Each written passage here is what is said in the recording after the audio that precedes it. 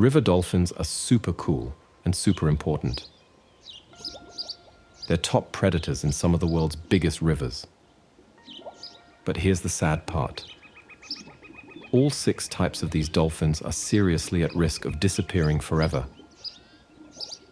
This is bad news for them, and the rivers they live in, and the millions of people and tons of wildlife in Asia and South America that depend on these rivers. Let's see how. And please consider subscribing. Since the 80s, there's been a huge drop in river dolphin numbers. A whopping 73% decrease. Why? Well, they often get caught in fishing nets. There's damage from dams, nasty pollution from farms, industries and mining, loss of their homes, and even climate change. Over 150 dolphins died recently in the Amazon's Lake Tefé because of a drought. Today, all 6 remaining species, the Amazon, Indus, Ganges, Irrawaddy, Ukukshi, and Yangtze finless porpoise, are in big trouble, either endangered or critically endangered. And get this, the Chinese river dolphin was declared extinct in 2007. That's a massive wake-up call. Now for some hope. Countries from Asia and South America have come together in Colombia and signed this big deal called the Global Declaration for River Dolphins.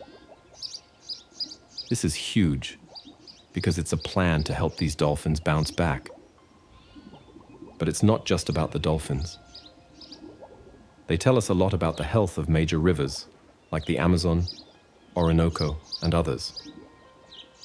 These rivers are lifelines for diverse ecosystems and communities, including indigenous peoples and city residents. They're key for agriculture, industries, and a whole range of wildlife. Even with all this, most river dolphin populations are still going down, showing how damaged these rivers are. But there have been some success stories. For example, in China, the Yangtze finless porpoise numbers have increased thanks to strong protection measures, but they're still not out of the woods. The Indus River dolphin population has almost doubled in the last 20 years, but there are only about 2,000 of them. Cool conservation efforts are going on too. In Indonesia, they've cut down dolphin deaths from getting tangled in fishing nets. And this has helped local fishermen as well. In South America, there are projects to learn more about river dolphins, track where they go, and teach people about their role and the threats they face. Still, we need to do more. And that's where the Global Declaration for River Dolphins comes in. It's a promise by different countries to work together to save these dolphins.